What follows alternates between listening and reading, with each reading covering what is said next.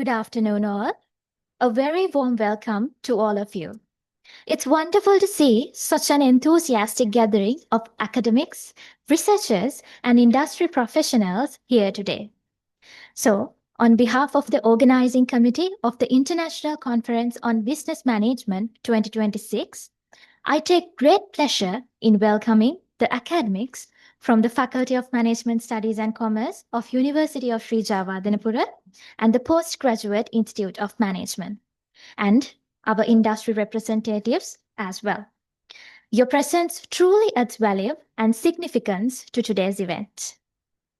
As many of you are aware, ICBM is a flagship event organized for the 22nd consecutive year by the Faculty of Management Studies and Commerce in collaboration with the Postgraduate Institute of Management.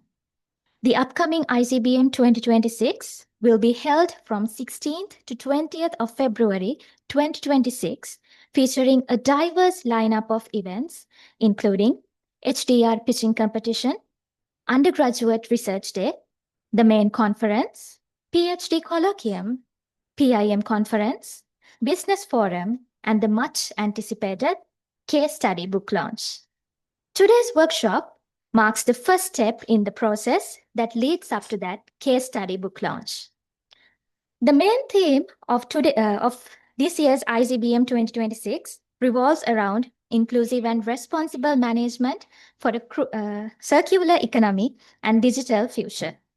In line with this theme, we have planned the development of 13 insightful case studies, each reflecting real-world problems as well as solutions. Case study titles include Circular Practices in the Apparel Manufacturing Industry, Digital Waste Management in Urban Municipalities, Promoting Circularity through Agro-Based Startups, Green and Circular Practices in the Hospitality Sector, Circular Economic Models in the Food Sector Industry, Empowering Women Entrepreneurs through Green Micro Enterprises, Reducing e-waste through community-level digital literacy campaigns, Data-driven water and energy management in SMEs, Digital education for marginalized communities in the post-pandemic era, Inclusive and responsible property governance in urban condominiums, the impact of organizational culture on the performance of state-owned enterprises, sustainability-driven event tourism, the success story of Barnhouse, and Brewing Success, a homegrown coffee brand's journey in Sri Lanka. As in previous years, our goal is to compile these works into the ICBM case study book, which will be officially launched during the business forum. The primary objective of today's workshop is to guide and brief all our participants on our expectations regarding the case studies, such as how to structure and develop them effectively, as well as the key factors to be considered during the case study development process. Following the workshop, the committee will share the case study author guidelines along with the important deadlines to assist you in the preparation process. So without further delay, let's move to the most awaited segment of this afternoon. It's my pleasure to formally introduce our distinguished resource persons who will be taking us through today's session. Our first resource person is Professor Dushan Jayavikraman, the Dean of the Faculty of Management Studies and Commerce of University of Sri Javadanapura.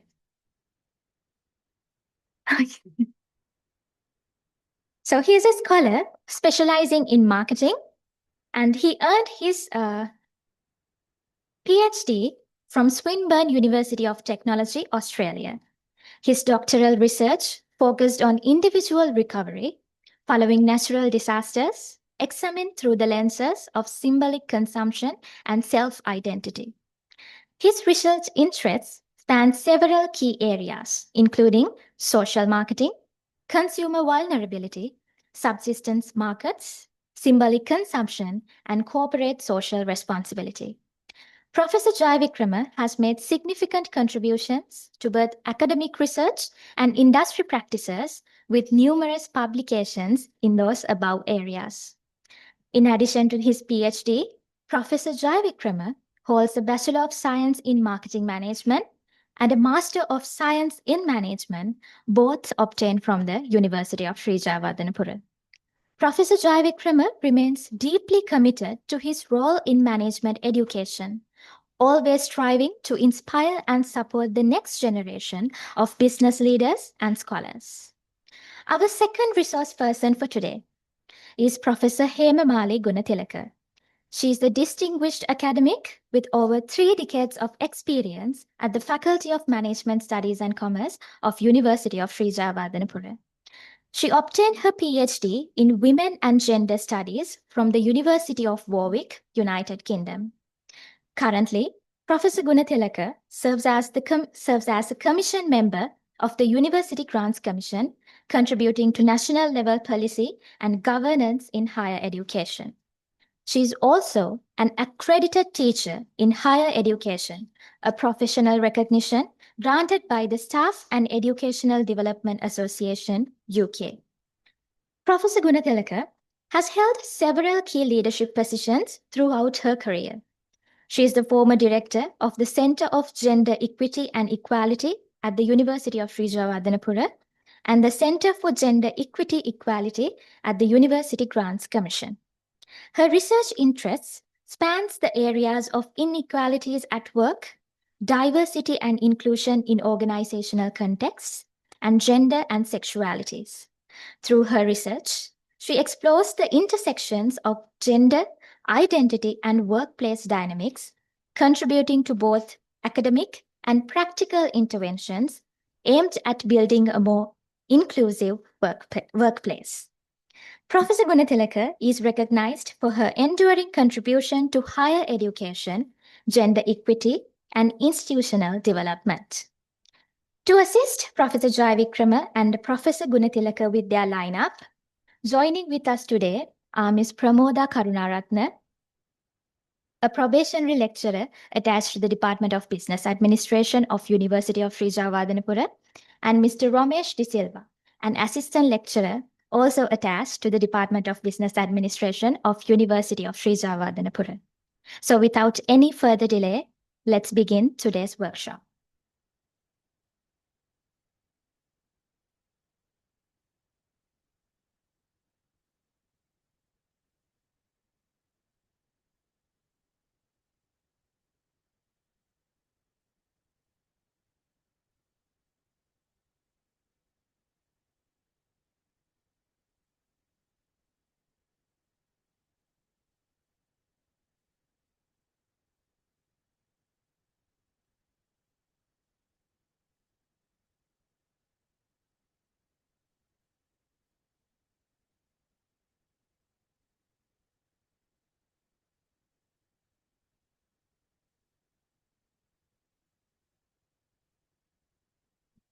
Uh,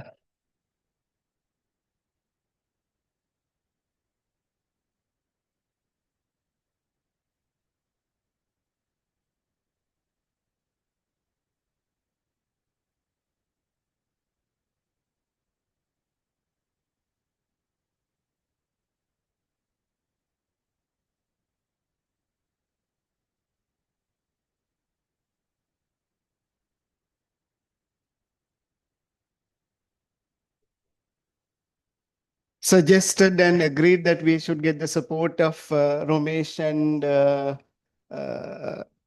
Pramoda to reflect on what they have done. So I will stand behind the screen and let Professor Hemamali run the show. Thank you.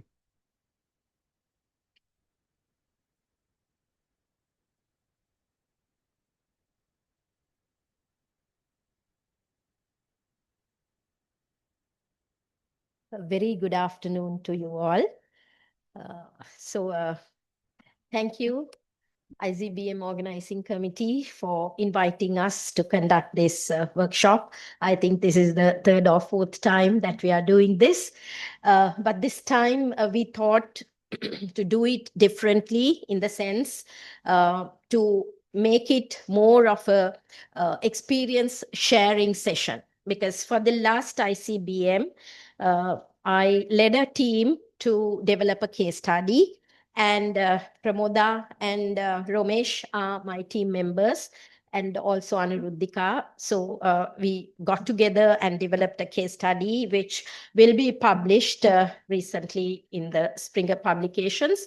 So we thought we will share our experiences along with the steps to be followed in developing a case study, so that you will see the outcome and you will feel that, all right, we are also going to get a similar outcome at the end.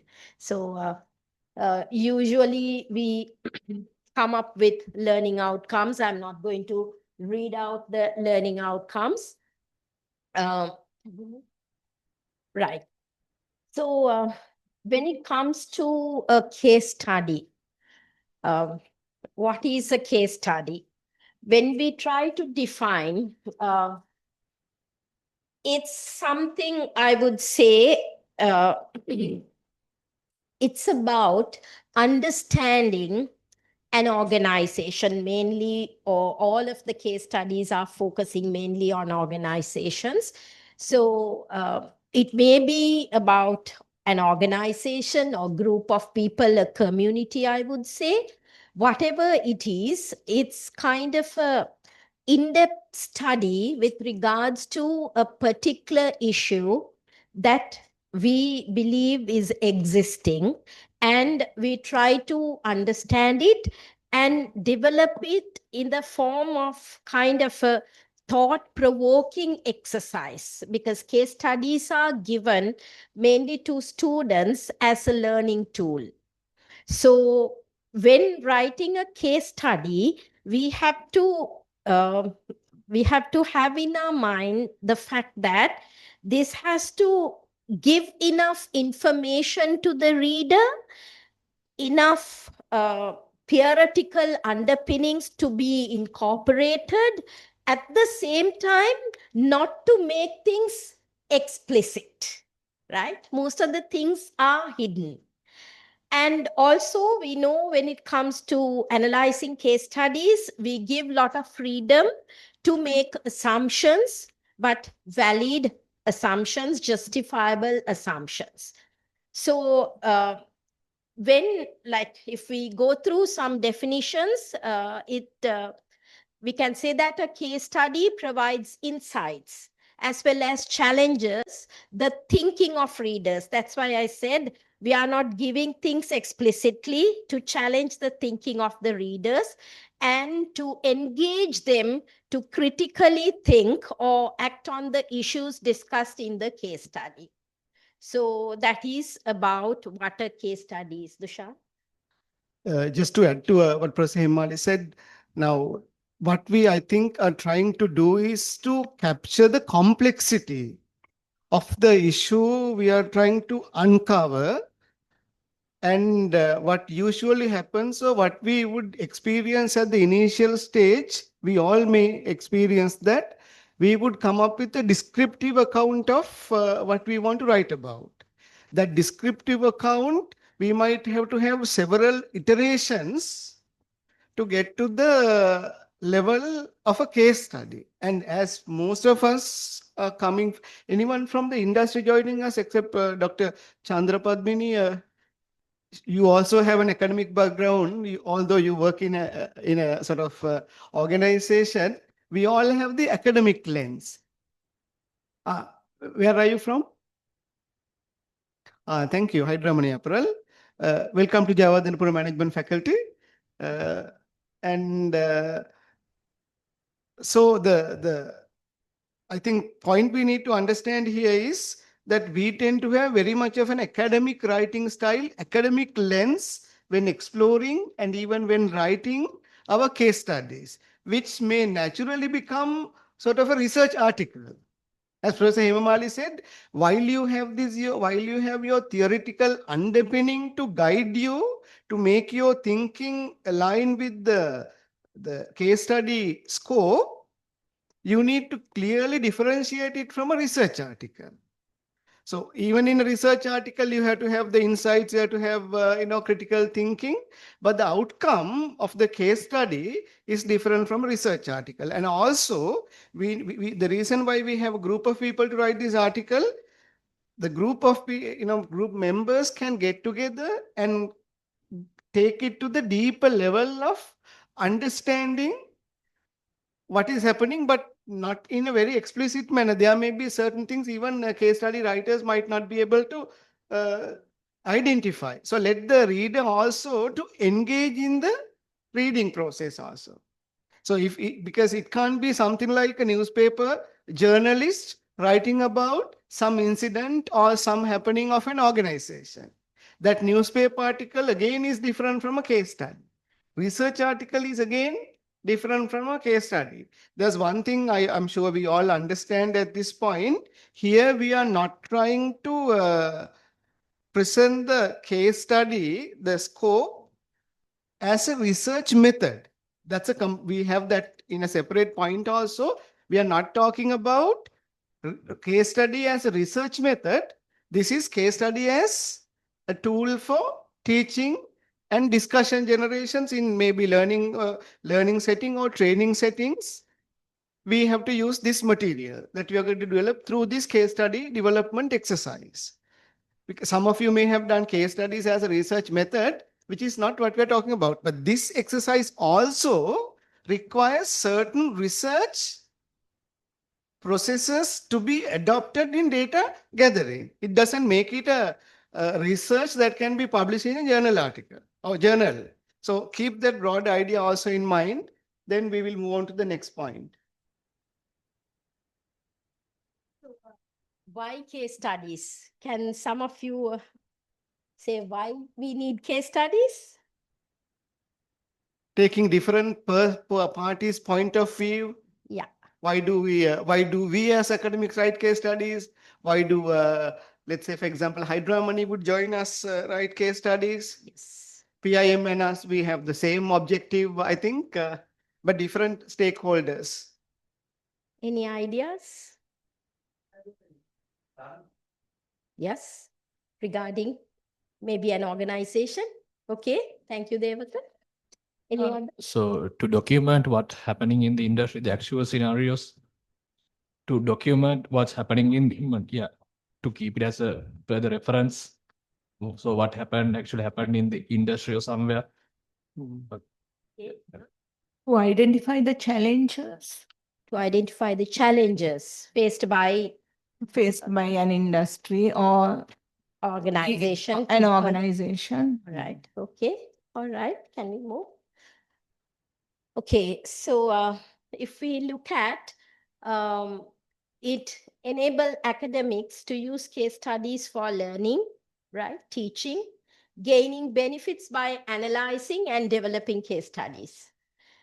And as you all highlighted, for organizations to gain multiple perspectives to organizational functions or issues and fulfill their CSR goals. So Hydra Money joining to develop a case study, it's part of your CSR.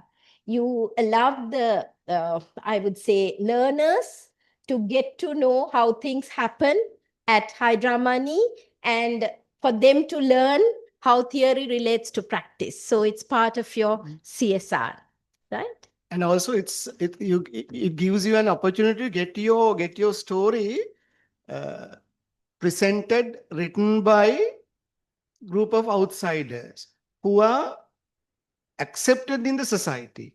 There was a case study written about Dilma published by Harvard Business Review. I think there was a case study about Dilma. So getting something published in Harvard Business Review about a Sri Lankan product, Sri Lankan brand, will definitely enhances the brand credibility in the international community. And also, even in this case, Sri Lankan business organizations find a wonderful opportunity to get their stories validated, cross-checked, theoretically presented by the first and the largest and the pioneering business management faculty in Sri Lanka, because we have management theory development experience for more than 65 years.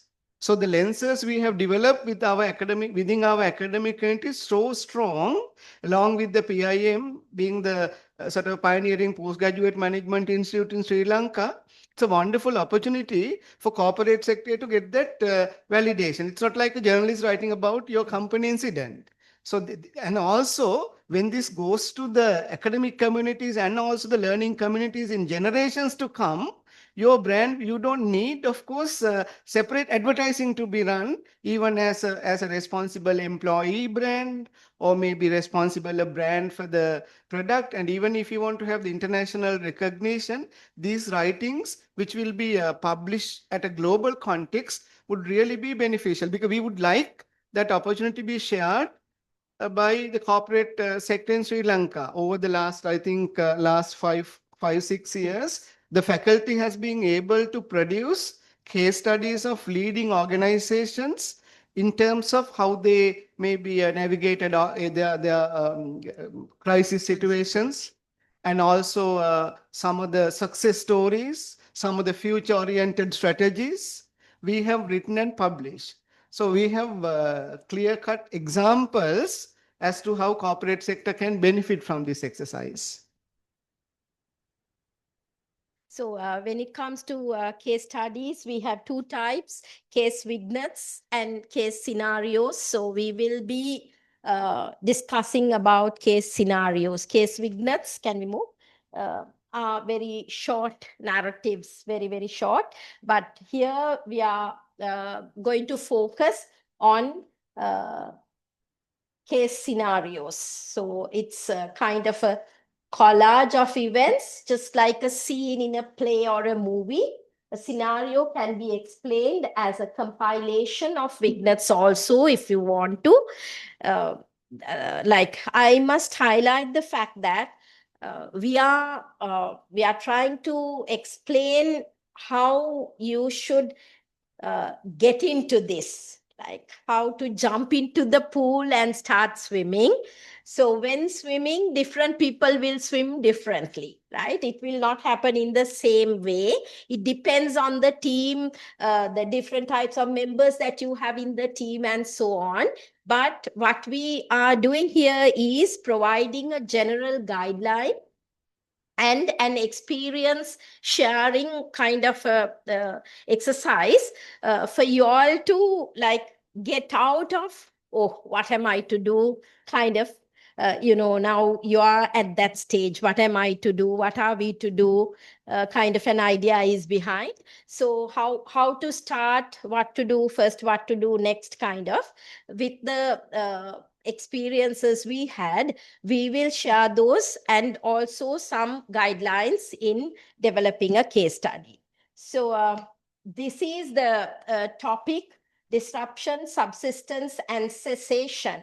The story of Orel Buy and Orel Go is the case study that we developed for the last ICBM. And it's about the Orel company, Orel IT, because it was like last time, it was more towards technology. It's about disruptive technologies. So we had to choose a company that aligns with the main theme of the conference. Therefore, we selected Orel Buy and Orel Go from Orel IT. Now, because most of you all have companies or your corporate partners into your groups, I don't think you all will face a difficulty in gaining access. Are there any groups where you don't have a corporate partner?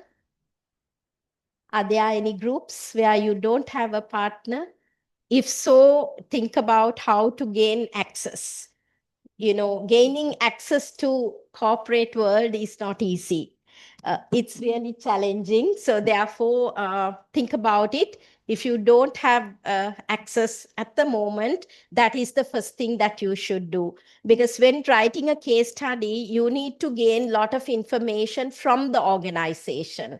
So for you to get that, you need to talk to different people. If you are observing, then you need permission to walk around the organization, see the context in which things are happening. So for these things, you need access.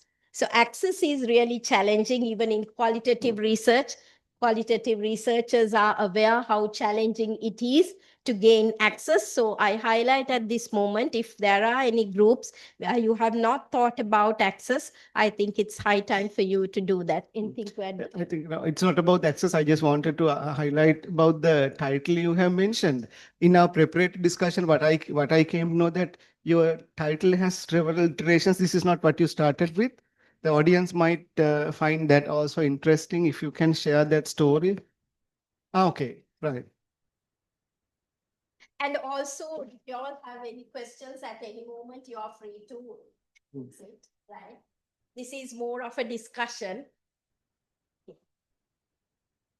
So this is actually the prologue we wrote for the case study. Later, we will show you the case study, the whole thing, so that you will also think, we will also have the same thing at the end of our group effort, right?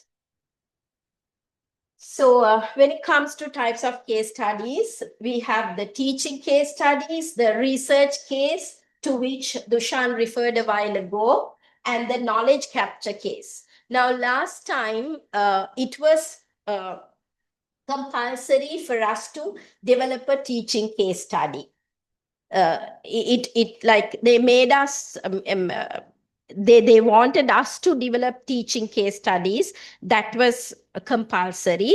So what we developed was a teaching case study. But when you look at the knowledge capture case study and the teaching case study, there's no major difference. Only thing is, when it comes to a teaching case study, you need to develop a teaching note.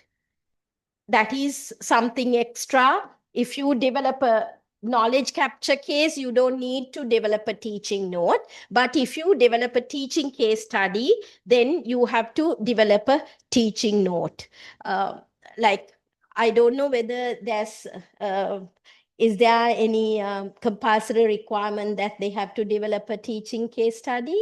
No, there's nothing like that. So you all have the freedom either to develop a teaching case study or a knowledge capture case study. The second one I'm not going to touch because as Dushan discussed, it's about research. We choose either a single case study or multiple case studies for a research. It is not that we are talking here. It's about teaching case studies or knowledge capture case studies. Anything to add, Dushan? No.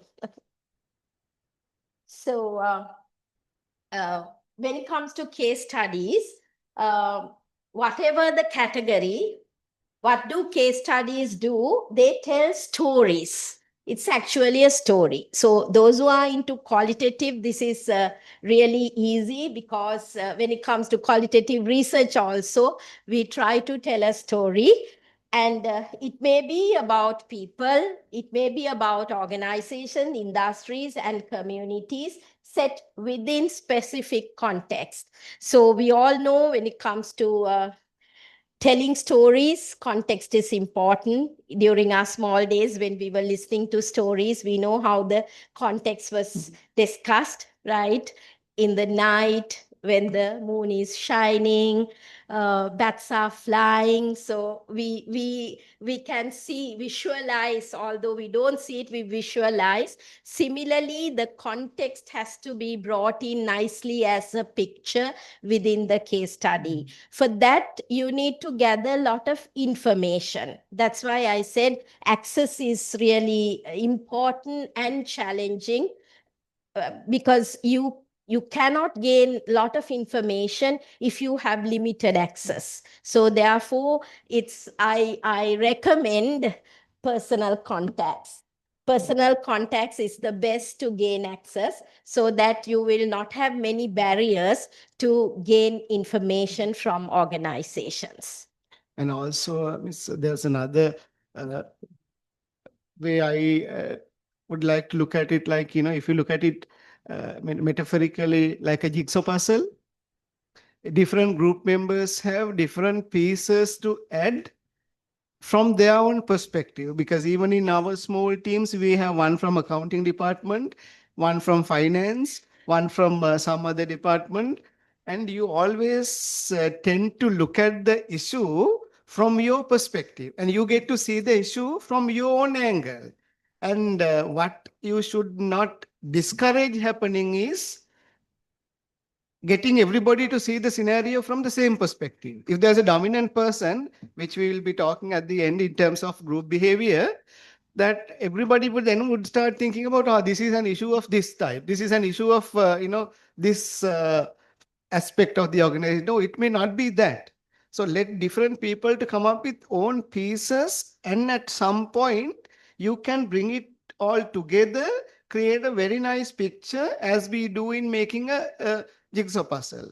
And it's when you go deep into the discussion, the analysis and understanding of these different pieces, you can find the thread to pull through, and it will give you a very nice picture, so that the reader would be able to look at it meaningfully, and also they would have their own interpretation of it, because what we want is not something like the modern songs which come with what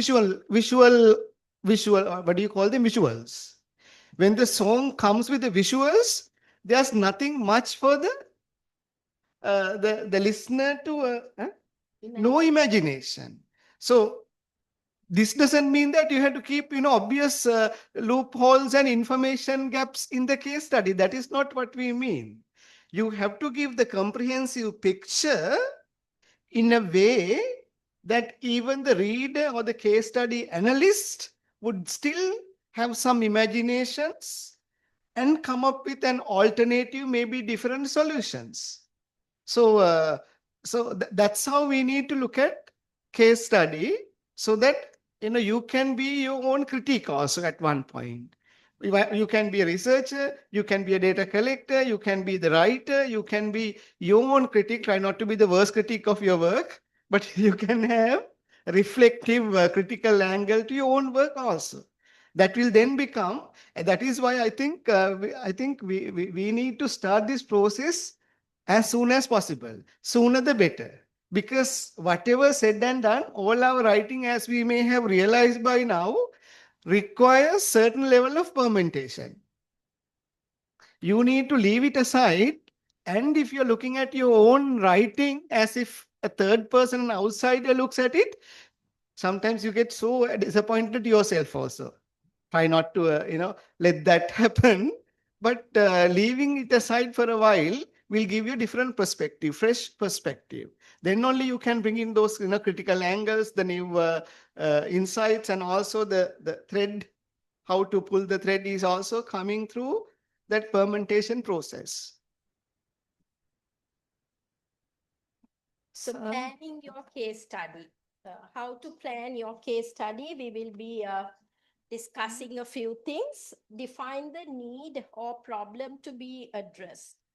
Now, when it comes to a case study, identifying the problem that you are going to address within the case study is somewhat challenging.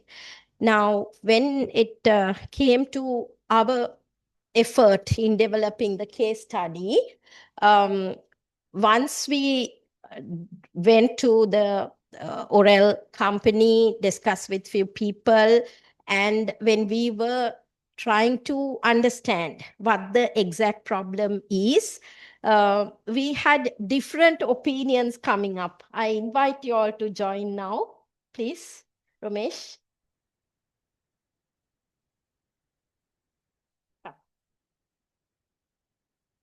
Yes, thank you, madam. And in terms of identify the problem when we are going to the company, so first we were someone like who are like really new to the company, the organization, and at the same time they are also people who are like somewhat new to the case studies. So then both of us like do not have a clear understanding about the company. At the same time, they also do not have an understanding of what we are going to do. So then in that kind of situation, and at the same time we have the requirements of aligning with the theme of ICBM, and it was about the disruptive technology. So then we need to identify something related to that. So then how can we like create a common ground where we can come to an agreement? Okay, so this is the problem we want, and how they present their problems. So can we go for this? Can we go for this? So there were like couple of options presented by these by the representatives of this company.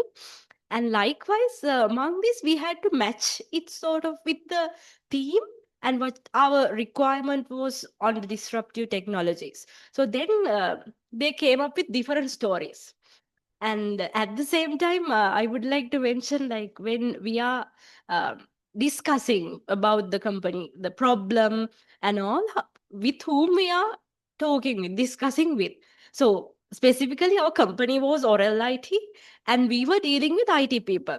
So it was a totally different scenario. They were always like more oriented toward numbers, rationality, and um, there was certain like so many numbers, and whether what you are you talking about a problem, whether it needs to be numbers. So likewise, there was like, and we being the behavioral scholars, and I would like to call ourselves as behavioral scholars, and so how we like create that match, or more of a common ground to understand what our problem. It was a very difficult task for us.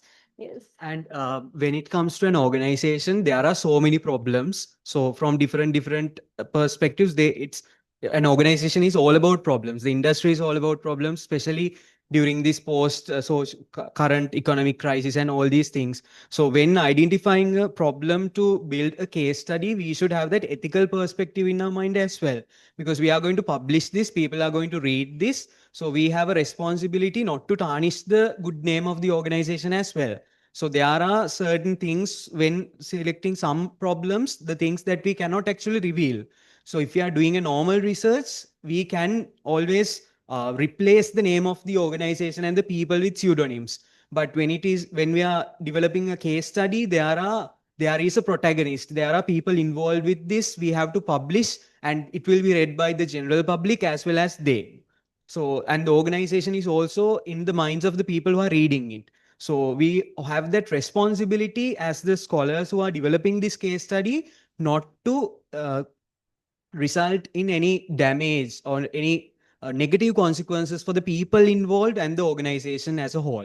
So that is also important when identifying which problem to develop this case study. So when we went through the discussions that we had, as Romesh and Pramoda mentioned, they are from an IT background. And most of us in my group, we are from behavioral sciences. So it's a huge mismatch, but still we managed to gain a lot of information from them. And there were very many problems because it's an IT company. So technology related issues, very many issues were there.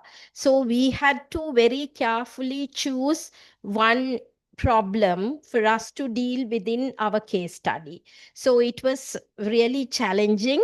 But as Romesh mentioned, there were certain issues. If we started writing those, it will like it will give kind of a negative image regarding the company. So we never wanted that to happen. So we thought like we will choose something that we can present without doing any harm to the company.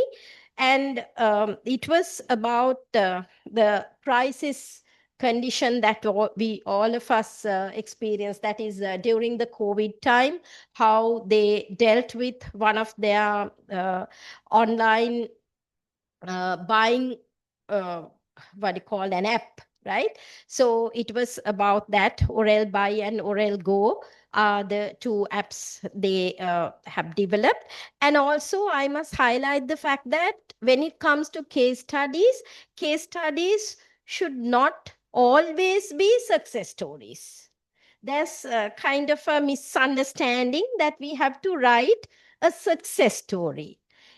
It can be a success story, it may not be. Now here it's like someone can say that it's kind of it's kind of a failure the company had.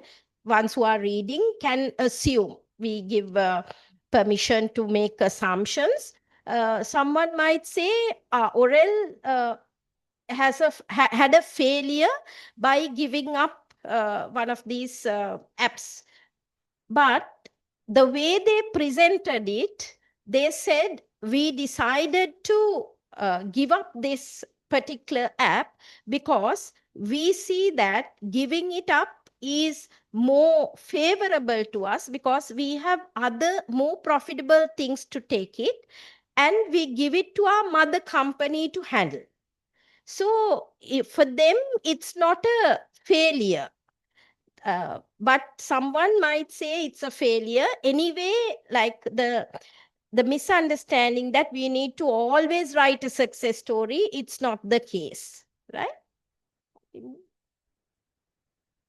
So this is the theme that we had for ICBM 2025, Tech Titans and Turmoil, leveraging disruptive technologies for sustainable business transformation. So the way they have handled this Orel Buy and Orel Go, it perfectly fitted this disruptive technologies and sustainable business transformation. That is why we decided to choose that particular issue to develop the case study. So selecting a topic, now when trying to choose a topic, it was a bit of a, I would say again, we had lengthy discussions, right? And initially we developed kind of a tentative topic, disruptive technologies as a way of life. The story of Orel Buy and Orel Go. So any things you want to add? Yeah. Any things you want to add? Because it's finally Romesh's idea that we came up with the final topic, disruption, subsistence and cessation, the story of Orel Buy and Orel Go. So basically, since Madam mentioned our story, how we build our case study was this Oral IT. They were Oral IT is basically developing softwares for even for global companies. So when COVID came, when there were regular lockdowns happening, so there were people working, especially the interns and these there were especially the boys who were working as interns, especially in our university and other universities, who were working there, who were trapped in their boarding houses, and they were not able to even go out and get their food because of money and so many other issues. So regular lockdowns are happening. They can't go their homes as well. So they choose to stay at boarding places because of the signal issues and all these things, working from home conditions and all. So with their technologies, they developed an app to track their employees, and which is Orel Buy, where the employees can order what they needed for their survival, and the organization is having created a system overnight, right? The entire organization got together, including the CEO, to because they believed that it was their responsibility not to leave leave an employee starving, because they are employees of the organization, so they are here to do the work. So they created a kind of app then, and that was Orel Buy, and which was later commercialized. And Orel Go is the delivery system that they developed. So it was kind of a, they developed this software, and they developed this software and they provided the service. And the origin of this app was actually a social responsibility initiative. So since they had a responsibility towards their employees, so that is the origin. And through that, they developed it and they commercialized it and they created a kind of a disruption in the market, right? They were developing and but in the sustenance, in when they were sustaining their business further, they understood that, and our area was strategic management actually, since we are familiar with the field of strategic management. And since we were developing a teaching case study, so strategic management was our focus. So they developed it, but since it was not within their core area, so they gave up. They gave up the app. So yeah, after the COVID, so they understood that it was not within their strategic intent. So they gave up. That is why Madam said that our story, our case, just as if we read it, it's like a failure story actually. They developed something and then they gave up. But our point is, when you're developing a teaching case study, there should be something to learn from it. So they understood that giving up is also something to do with the strategy. Giving up is also a strategy that the organizations should learn and practice. When understanding when to give up is also a strategy. So that is not a success story as per it's just if we look at it. So there are things that you should deeply look into the case and understand. And also about your audience now, usually when we are developing a teaching case study, definitely it's students either at the undergraduate level or postgraduate level. And also your goals and objectives. So depending on the nature of the problem that you all are dealing with, you need to decide the goals and objectives of your case study. Can we move?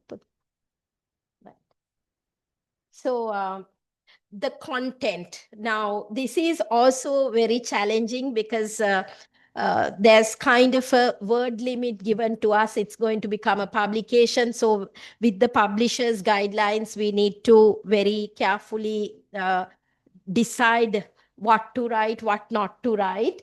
So there are usually we have to have an introduction outlining the company and the problem. Now, when it comes to the problem also, how to write it in a concise, but with enough description as well.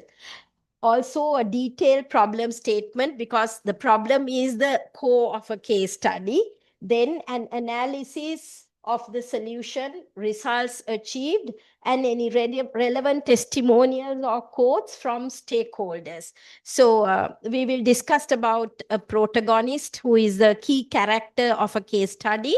So we, in our case study, mainly highlighted quotations from the interview of the CEO of the company, and also conclude with a call to action or a summary of key takeaways.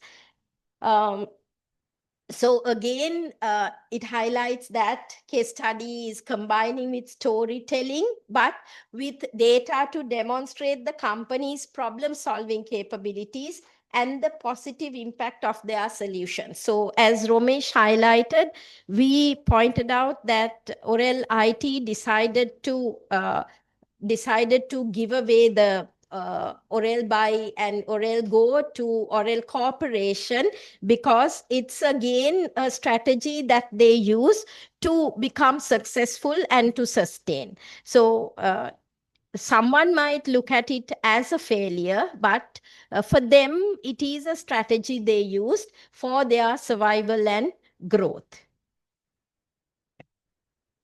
So if we very quickly go through components that you have to include, all these might not be there in your case study, but these are the things that are discussed in the theories that are there regarding case studies. So a narrative, because it's a story of a person or institution. facing a complex situation or dilemma. So we need to very carefully understand what the dilemma or what this complex situation is when it comes to our case. It's about developing this oral buy and oral go during the COVID time in order to serve the needs of their employees. And also the narrative identifies a problem, describes the issues within a content. Okay, right.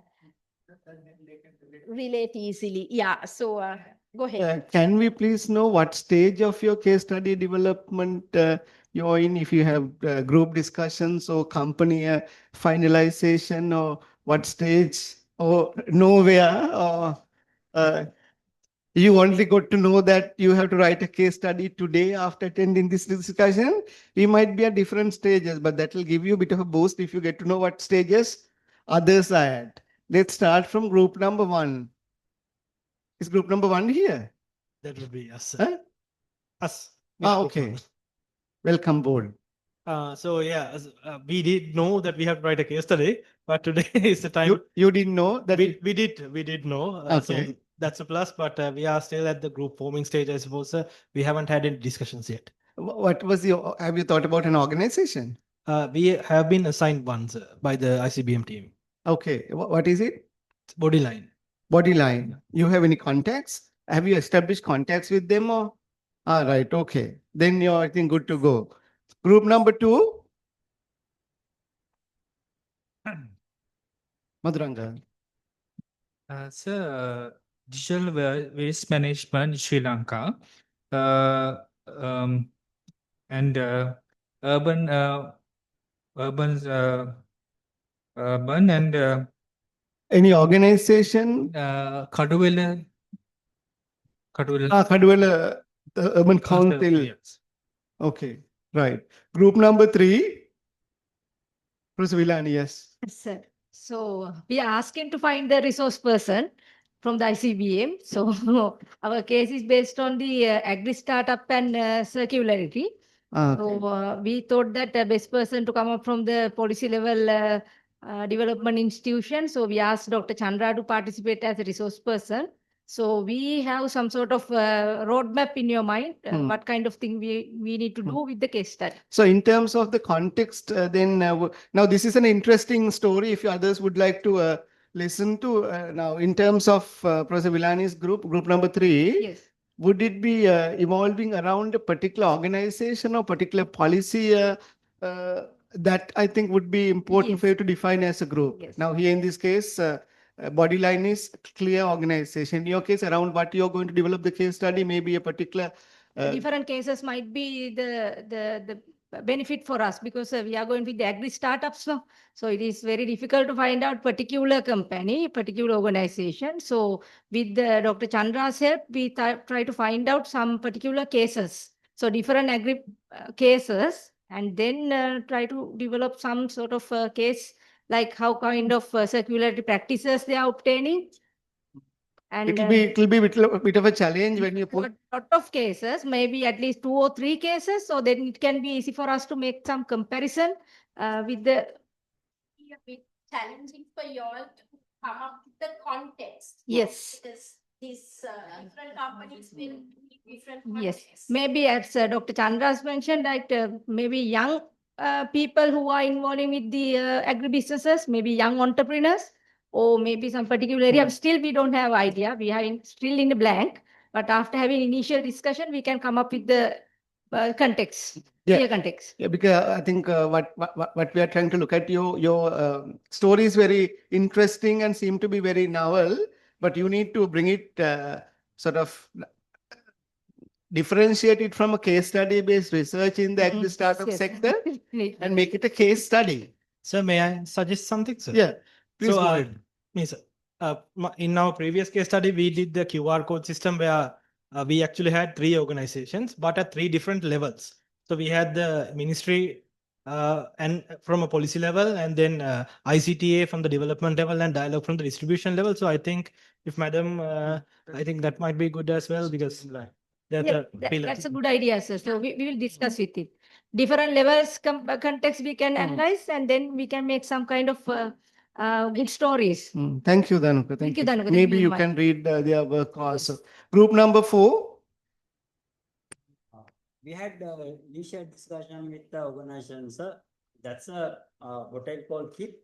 It comes under, the SME sector, because the owners are from UK, and they are doing, they are totally committed for, what you call that, sustainability in terms of avoiding plastic and polythenes.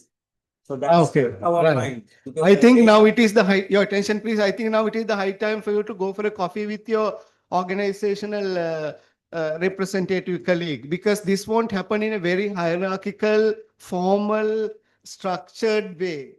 The better, the deeper you have the friendship develop with your organizational partner, the meaningful your research would become. So it's you can't wait till this happens or somebody will make it happen. We need to go and make it comfortable for them to be open enough with us. So that access, as Professor Hemamali mentioned before, would not come in an official, come through official channels where the two chairs of the ICBM would write letters and call for progress reports. That's just, formalities. But what would really happen is through the friendships and the networks. It's the social capital.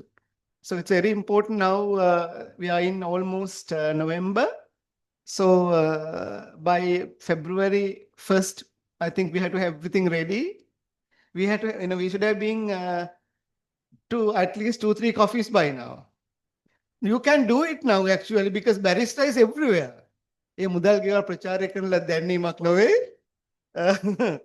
But you can now very easy to take people for a coffee because barista coffee is relatively cheap.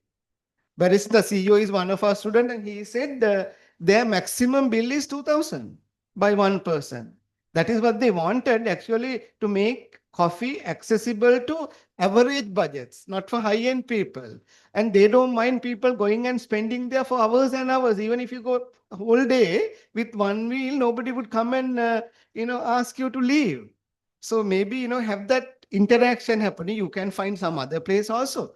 But what I'm saying is developing the link. Group number 5. Thank you, Dev sir. Group number 5. Hi, sir. Yes. Yeah, we are looking at the circular economy in the food sector. So we already had a discussion with the potential case study company. They are willing, but we need to formally approach them and then, formalize it. Right. Thank you. Yeah. An informal approach rather than formal, then only you can gain a lot of information. Now, I remember it came through one of my contacts actually. So they are like, whenever they wanted us, sometimes very late in the evening, we had to go because these IT people, they are really busy people. If they ask to come at 6 o'clock in the evening, we must be ready to go. We can't say that we don't work after 6 or whatever. And then have very informal kind of chit chats where they'll give lot of information.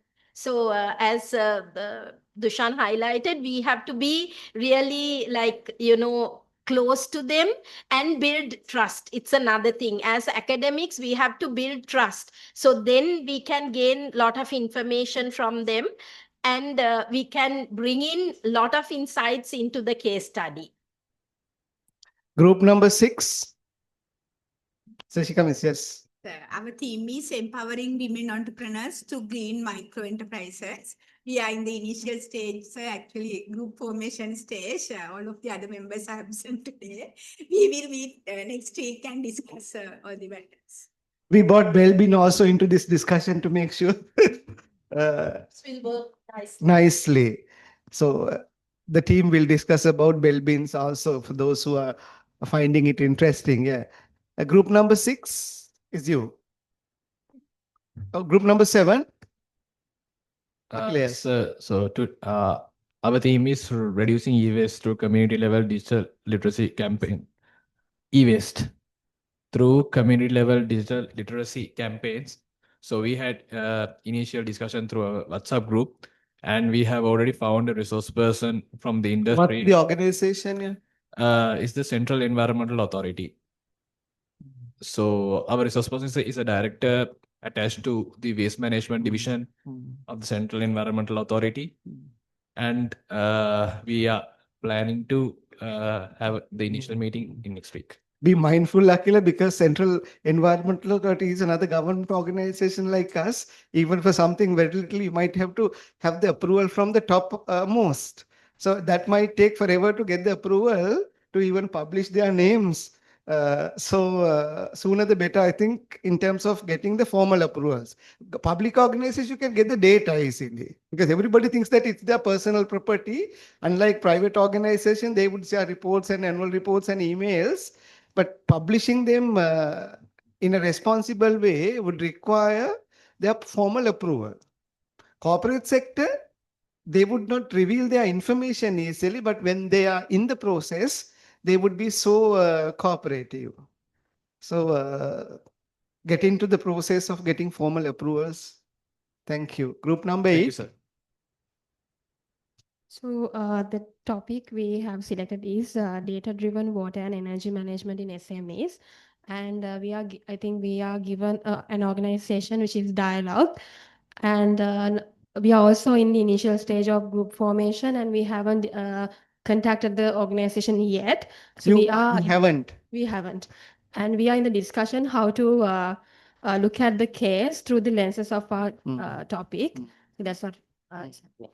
One other suggestion, I think, when you approach the companies, try not to ask the information that is publicly available.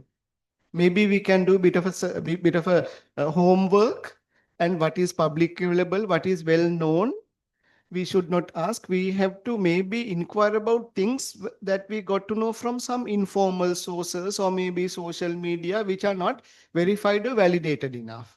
Other information, if you ask them, it would sound like an insult. Because why would you want to know about this? Because these are all available on our website, or we have already published this. So show them that we respect who you are, what you have contributed to the business world or the community in line with the topic area. And from there, you can, I think, start the discussion. If somebody comes to Javadenpura management faculty not knowing what it is or who we are, we might feel little insulted. The same way they would feel about us also. That might create a bit of a tension.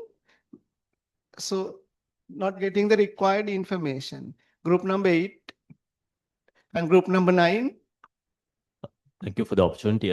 So our theme is digital education for marginalized communities in the post-pandemic era, which is quite a lot of words, but we try to focus on the marginalized fact that we are focusing on the communities which are marginalized.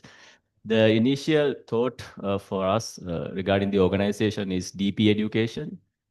We believe they've been quite active after the pandemic in providing education. We had an initial discussion on the lens that we need to look at it, but we are open to their suggestions. Obvious, the lens would be the access to technology, which has been talked by many people in the past couple of years. So we need to look at it in a different angle. In the meantime, we need to understand that the organization may have their own perspectives, so we are open to discussions. Yeah. Thank you, Harishana, for saving the group. I'm also a member of the same group. Group number 10. Yeah, thank you. We are working on Havelock City Mall plus the Havelock residencies. So the idea is that the governance management of the Havelock City, the kind of residential development plus mixed mode development, success story. Okay. You have access to Yeah, the resource person already finalized. Of course, we know you have access to the real estate sector. Group number 11, is it Dr. Sakuntala? Can you please turn on the mic? This is being done by Professor Ajanta and Dr. Asanga. I am not very familiar with That's the okay. progress. Yeah. What is your group? Or what is your... She and I are on 12. 12. Okay. Would you like to share your story a little? Yes. She's Hazara. and Yasara, I'm sorry. And even though she is working at Hydramani, we did a different case study. We embarked on a sustainability-driven event tourism company called Barn House. Oh, okay. And she had personal contacts there with the sustainability manager. And I'm happy to share that we have progressed a lot. Interviews have been conducted. Oh, fantastic. Yes, we have gone a long way. Thank you. I think we all can hear your reflections also. Well done. Thank you. We're looking forward to reading your work. Thank you. Any other groups that we miss? Our 13th one is also, so PIM will contribute to 3 case studies then. Yes. Thank you. Dr. Samantha is on a coffee company. Okay, right. Thank you. So because we talked about the content, so this is just an extraction of how we brought in the information into the case study. I'm not going into details because like Dr. Sakuntala said, they have gone a long way. So you all will also go to this stage. As I told at the beginning, this is kind of a experience sharing session where we want to take you through the process that we went when developing the case study and bringing in some theoretical angles to it. Can we move, please? It has to be based on real events and facts. As we are all having concerns about ethics, we have to be really conscious. If certain information needs to be disguised, yes, we have to pay attention to that. And especially when we are revealing the name of the company. So for that also, I think you have to get permission. As for you all, the government institution, I think you need to get permission from very many places to reveal the name of that organization. So you all have to get permission to reveal the name. And when they give permission to reveal the name, we have to be ethical to ensure that we don't do any harm with our writing to that particular company. That has to be born in our minds when we are writing the case study. Can we move? So when using the data, it's again really challenging when you collect the data and some sort of an analysis to be done. You all must have done, right? If you all have completed interviews, yes, can I hear? What we did is we started with a very strong literature review and we identified the theoretical base on which we are going to take this. So even if we say organizational business success, we decided what were going to be the dimensions that we will take. And then the drivers, all the other drivers, we decided what will be the dimensions which we can theoretically back. Because we did this thinking we are going to do a teaching case study. Okay. So from the beginning, we had that in mind. Then we formulated a very stringent interview guide reflecting all these dimensions. The main questions, the follow-up questions, all that were done. Then it was easy to go and do the interview. Yes. Yeah, thank you for that input. I think Dr. Sakuntala, maybe you can consider about 2 types of publications from this. We need to go further in terms of this discussion. One, maybe with the way you have conducted, maybe you have a strong theoretical lens and some theoretical gap if you can find. Yeah. Maybe you can do a case study based research publication and also slightly differently, you can bring it to a case study also. Yes. Because I think they are sort of They have gone to that extent. the research article extent you have gone to. Yes. As can it be looks, as possible. it sounds now. Yes. May I check again? Are we writing a teaching case study or a non-teaching case study? Last year, I believe yours was a teaching case study mode. So we prepared thinking it's going to be that. What's it going to be this year? Is it a teaching case study? Are they free for that, like to go for a teaching case study? Okay, Okay. that option is available. But if we are going to have a collective book or something like that to publish, some can't be teaching, others cannot be otherwise. We'll all have to fall into one type, isn't it? Maybe we can discuss at the end. Like one option is to have in the book two types of case studies. Okay. Teaching case study. You can go for knowledge-based But then ones as well as for That teaching. it should not be Okay. just one. Yeah. There has to be few. No, what theoretically, from the beginning, what we said was like the knowledge capturing cases. There may be many classifications though. How we delineated the two was like knowledge capturing cases versus teaching cases.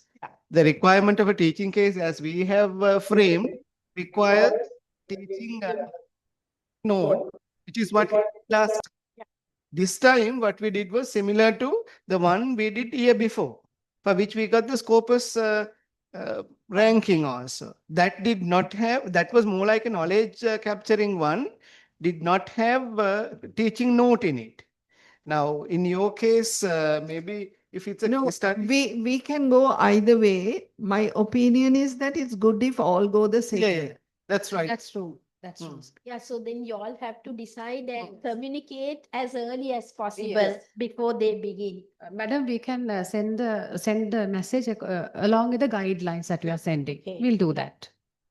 Right. So when it comes to data, like you can get primary data and secondary data. So when it comes to interviews, it's very important because the questions that you are developing, the interview guide has to be really like done in a real thoughtful manner.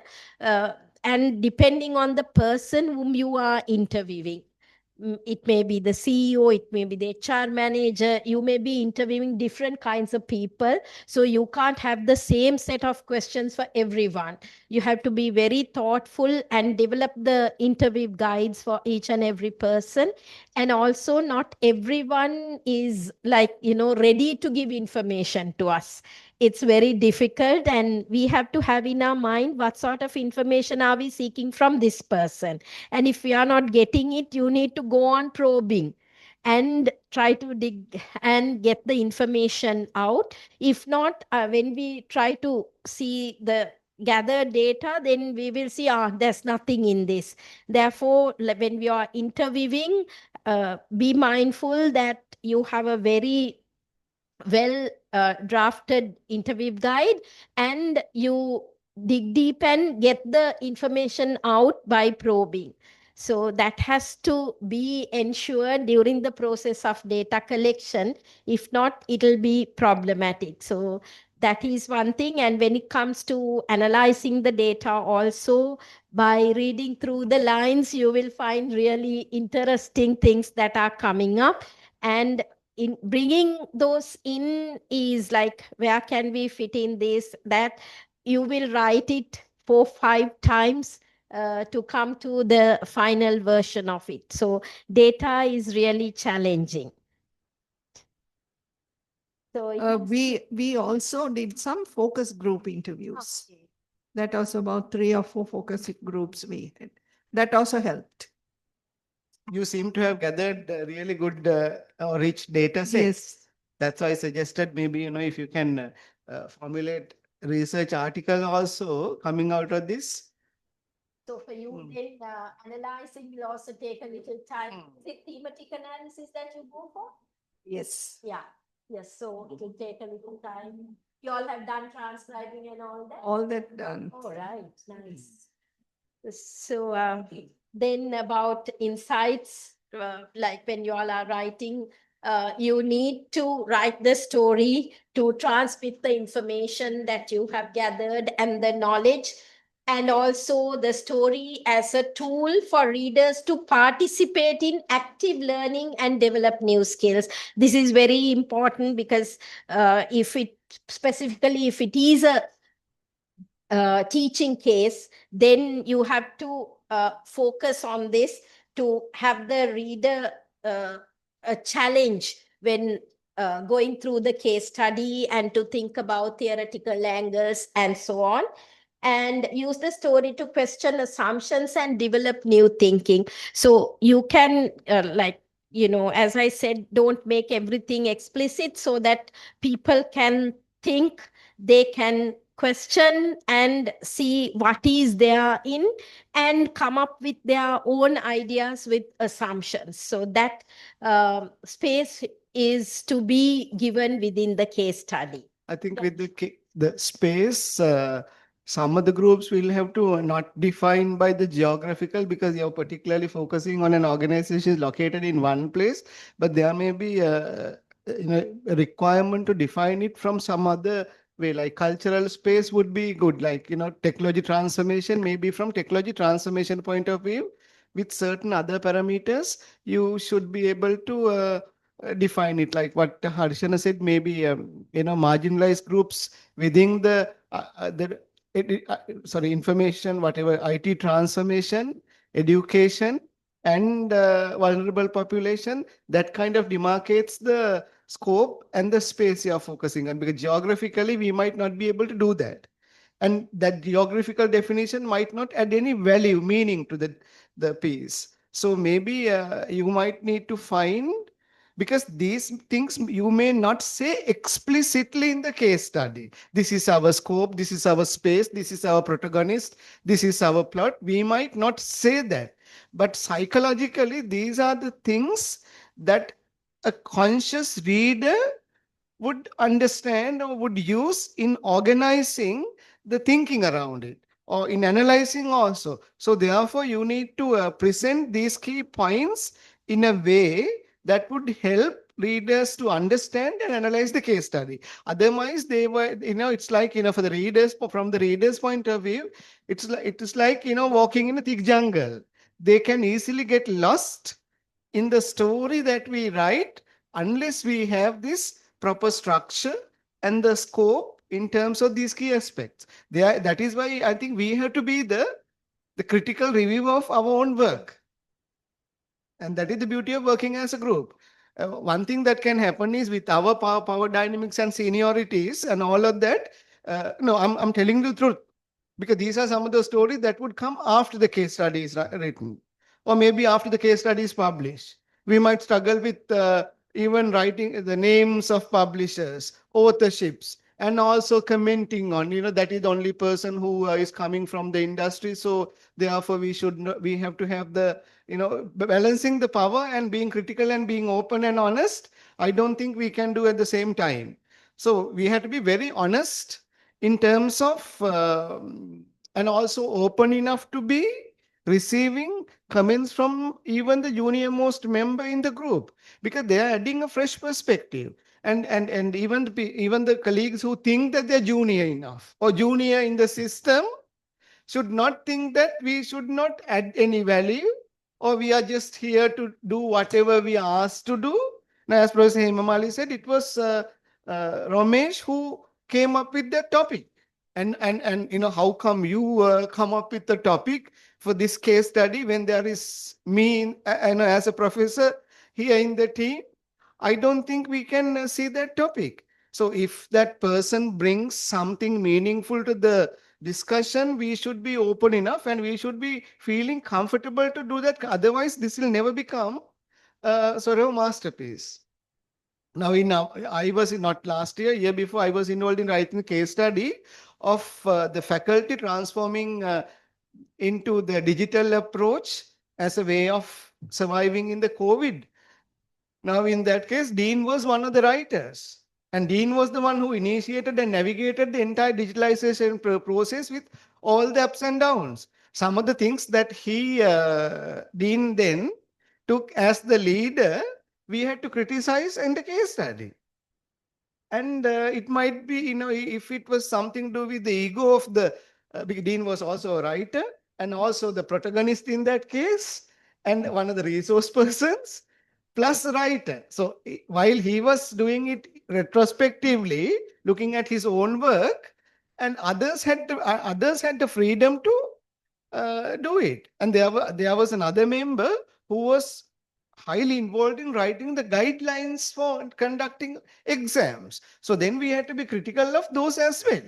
I was not involved in anything, but I was just the writer of the case study. There we had to be critical. Had they been so, ego driven, things would not have come to the level of getting the entire publication's corpus index. So that is something, through my own reflection, I'd like to share. Yeah, when it comes to power relations, when doing this exercise, it has to be really carefully thought and addressed. In my team, being the most senior person, I think my members can explain how we dealt with the whole process. I maintain the same level with them as well, and they had the freedom at any moment to come up with their ideas, even if I say something and if they felt that it's not right, they had the freedom to correct me. So we went to that extent so that we could come up with a good case study. And even when it comes to taking the publication, I mean, to list out the names of the contributors, I said we have to use alphabetical order. So I became second. Romesh was the first, being the most junior person in the group. So understanding how power works in a team, I think the leader have to handle it really carefully for you to get the best out of the best.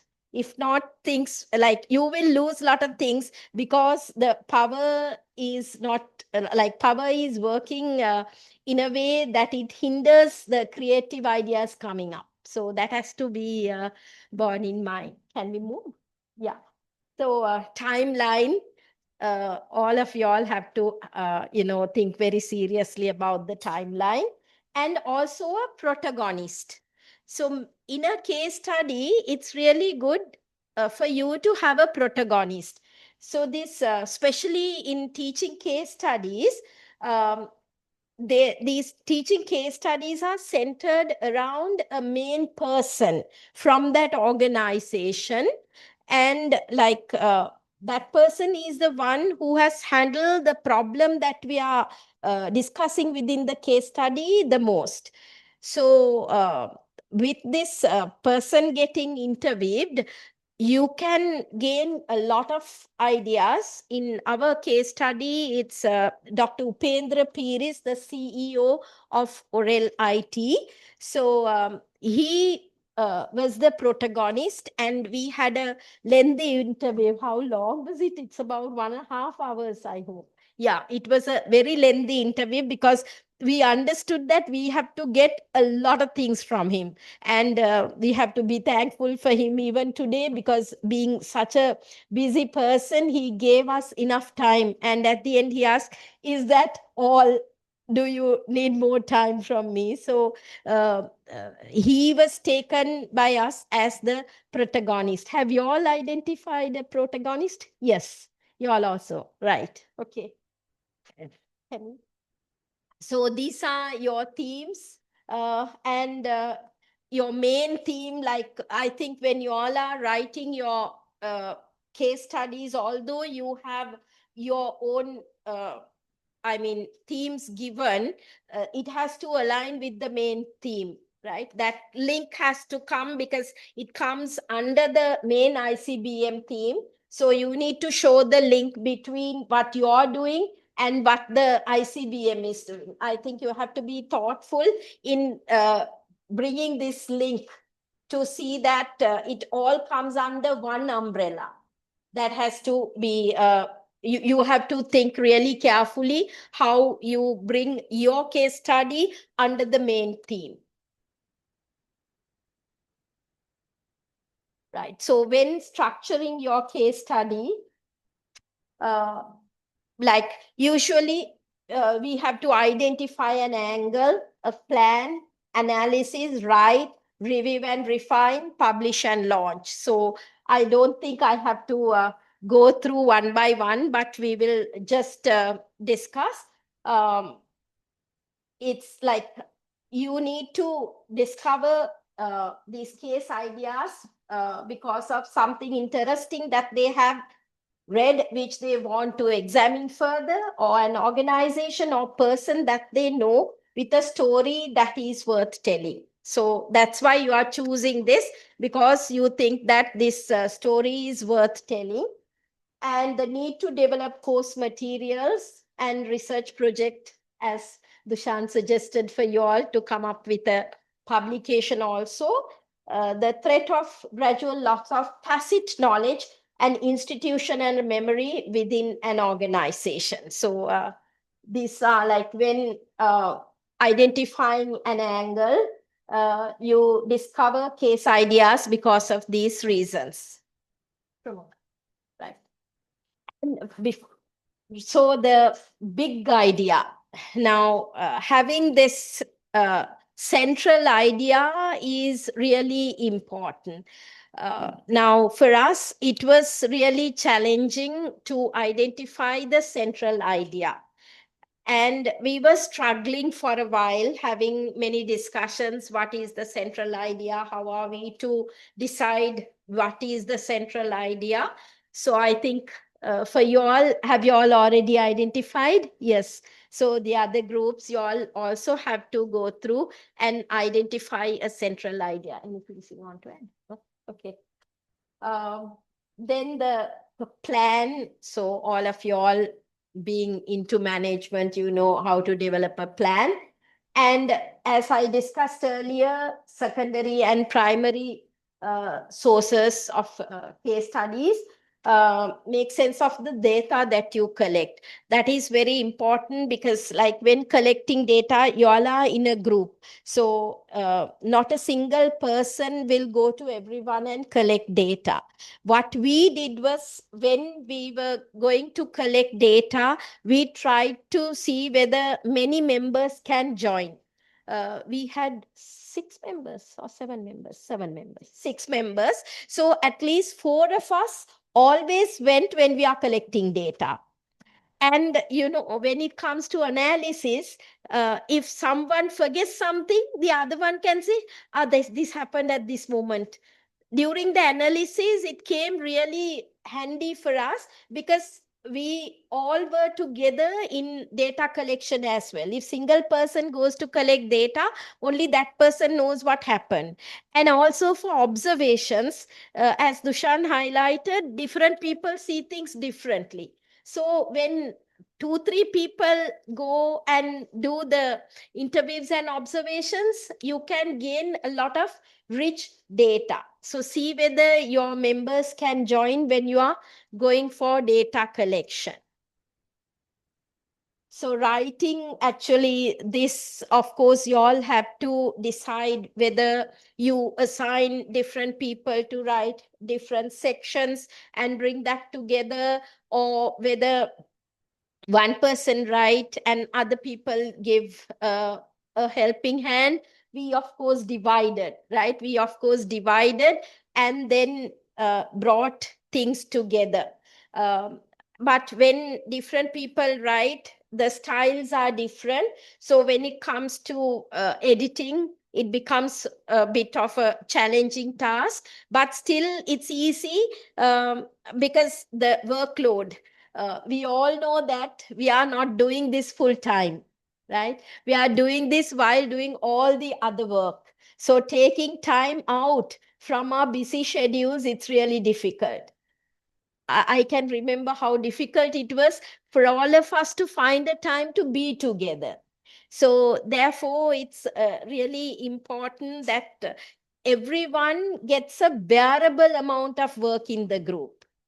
Not that the senior person gets only a little and the most junior person getting the heavy load. No, everyone. Now, when it comes to the writing the case study, I said I will take care of the teaching note. So the other members, they were not involved in writing the teaching note, but once I wrote it, I shared it with everyone, got their ideas. So that sharing worked really well. You all have to decide what approach you all come up with in your groups. Yeah, you want to add? Yeah.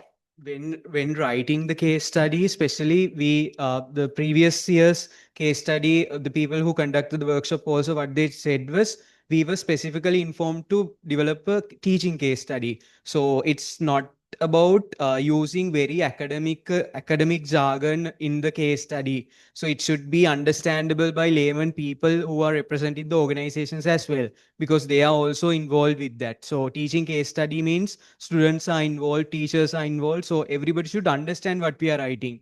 When we are writing a normal research paper, we are using so much of academic jargon to theoretically position our writing. But in a case study, it should be simple. Now, for example, since our focus was strategic management, even though it's not explicitly stated, someone, a teacher who teaches about 5 forces model could use our case study to teach the students easily about the 5 forces model, identify it and write it. So it should be understandable to everyone. It's not about being very academic rigor in the case study. So it should be understandable to everybody.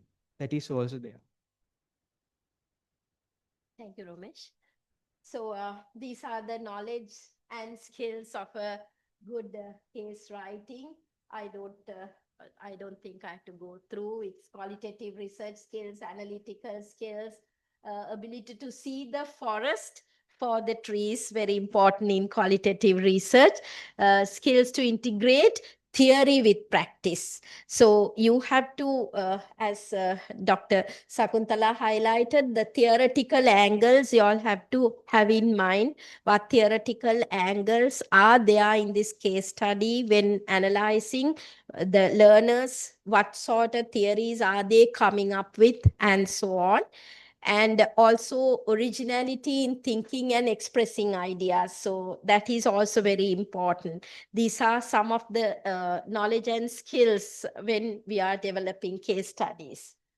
So reviewing and refining, it's really, really difficult. Those who were there in the last case study, I think session, you all were there. It's really difficult. And like what we did was we had one member who was not really heavily involved in the writing process. We actually updated her and she was the editor. So she is seeing seeing the case study for the first time. So it's kind of a new document. For us, we have gone through. We can't see things sometimes. When we are so familiar with a document, we don't see any mistakes, errors. So we kept this particular team member as the editor, and she did a good job editing the document in the best way possible. So review and refine. Okay. And publish and launch. So the ICBM chairs are taking all the trouble to have a publication done, right? Okay. So now I think we did this earlier about your case study and the idea. So tips to write a compelling case study. It's a story. So when writing, always try to see that we are writing a story, telling a story, plan and structure. Sometimes, like during the editing stage, we might take something at the very beginning to the end, because we feel that this has to go to the end, not at the beginning. So you need to plan the structure. Depth of a section has to be decided depending on the significance to the main issue, the hook, the central idea. Quantitative and qualitative data you need to bring in as appropriate. Make the ideas implicit. I was continuously highlighting it. Keep the thread moving. This is very important because it is a story. You need to pull a thread from the beginning to the end. The reader will not get lost in the middle of the story if you pull the same thread right throughout the story. So during the review and refine, you have to, that's why we kept someone who is like an outsider, so that she understood whether it's not flowing properly. For us, like, it's okay, kind of. But she said, no, this is not there, this is not there, kind of. Keep on writing and edit later. Try to use more academic and professional writing. Play different roles at different stages of the process. So we will, we have to take different roles at different stages. When you all are working in teams, you all will see how you all take different roles. In what context you Okay, I would add another thing, the importance of writing a small context in your case study. So that is, I think, somewhat important for an example, in our case, we were writing about the IT industry, and which is like completely different. And people who are reading this in a teaching case study, there will be students who are referring this case study. So then it is really supportive to the reader. At the same time, people who are reading this case study from not might not be from our country as well. So then in that case, how we are giving them a little context to get to know to the area where we are addressing. So that is also important, I guess. Thank you, Pramoda, for adding it. Actually speaking, anyway, in the qualitative approach, it's really important that we know the context in which this is happening. Similarly, in the case study, we need to give an idea about the context. Then only the story becomes complete. So context is also important. Thank you for that. So we will very briefly talk about groups and teams. So when it comes to the definitions, we know groups, two or more individuals who are connected by and within social relationships. But when it comes to teams, these are extreme groups, right? And for each of the qualities of a typical group are exhibited to an extreme degree in a team. I think you all have teams, not groups, right? So in teams, you have very concentrated, continuous interaction. Goals are outcome focused and collective. Interdependence, so interlocking skills are there. And when it comes to the structure, very clear roles, norms and lines of authority. And also there's unity, efficacy, and positive emotion within a team. So if your team can have these qualities, a good case study is the outcome of that particular team. And we all know that a group will not perform at once, but it goes through these stages at the forming, very uncertain and confusing, storming, conflict and confrontation, norming, then only you start cooperation and collaboration, performing. At that stage only you start functioning properly and devoted to the agreed upon norms and focusing on the given task. And you all will adjourn once you are done with your case study. So these are the stages of group development. Right. And if we go through Belbin's 9 team roles, we will see what 9 team roles are there and why. So Belbin's definition, a tendency to behave, contribute, and interrelate with others in a particular way. Team role is that, right? Then why the perfect individual could be described as a perfect, I would say, a perfect individual having all these characteristics: outgoing, organized, motivating, diplomatic, knowledgeable, meticulous, blah, blah, blah, blah.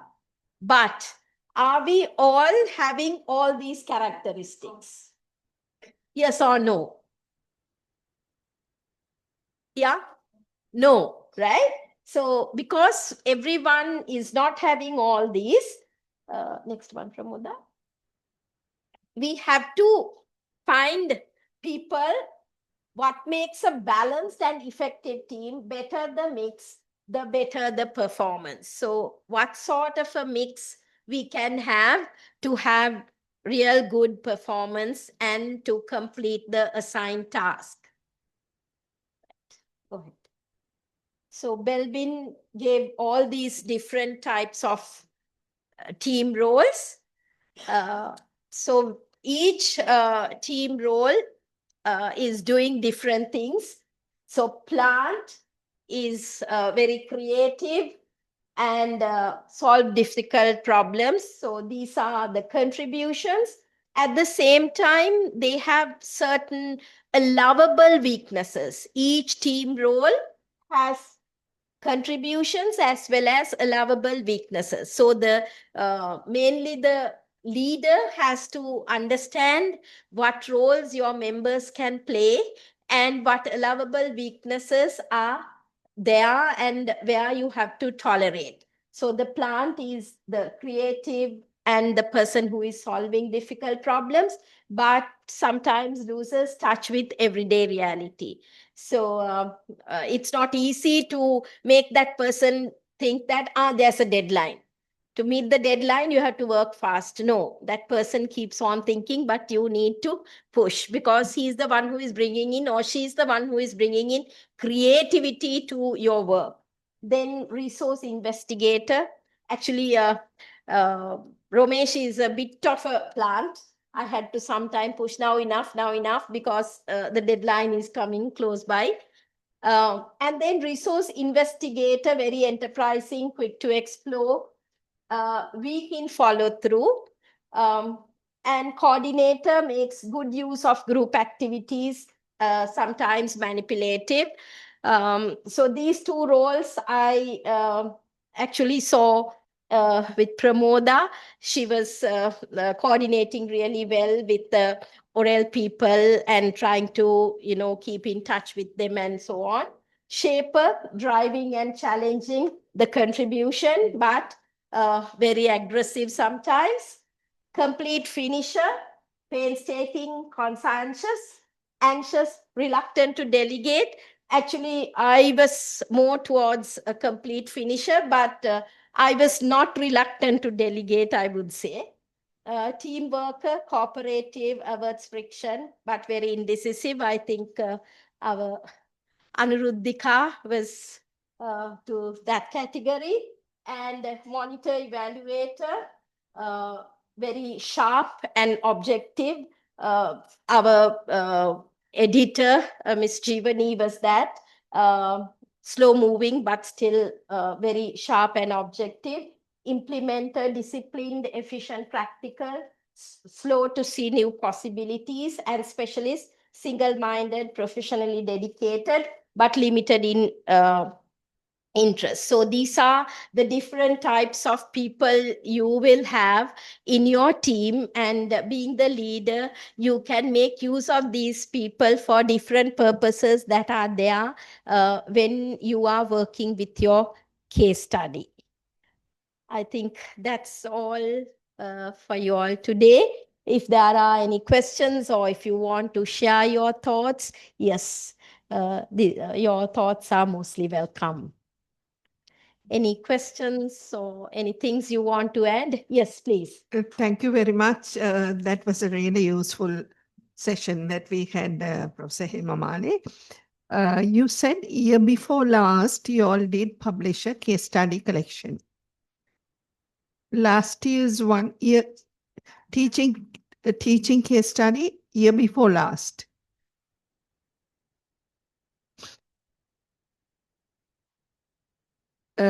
Is the printed version available for us to have a look at? That must be still in the process. The one before that, is it available to have a look? Dr. Sakuntala, I think 20th is available. The 21st, last year one, actually we submitted like 3 weeks ago. 3 weeks ago. In the sense of the final the publishing. Right. So Yes. that will take time. The one Yes. before that, can we just have a It look must at? be available. Yeah. Okay, thanks.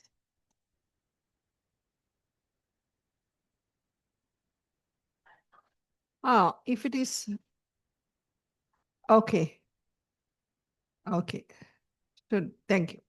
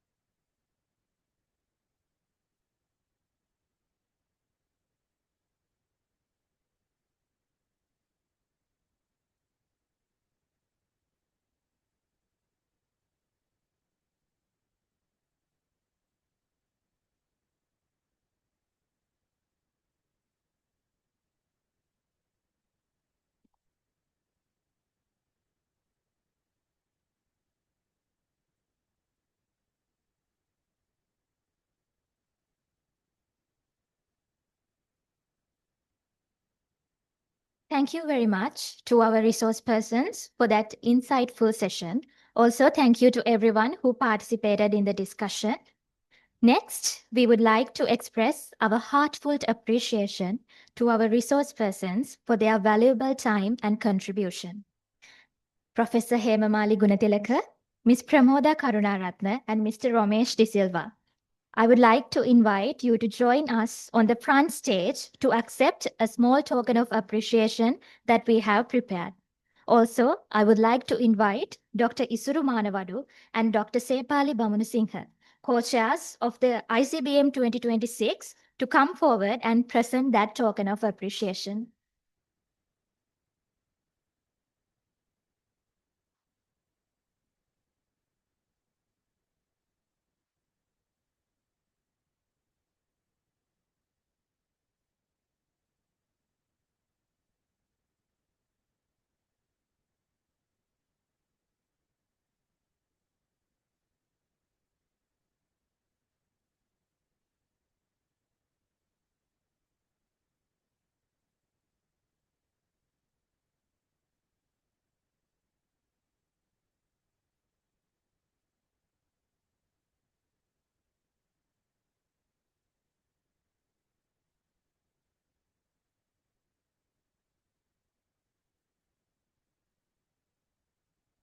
We have now reached the end of today's workshop.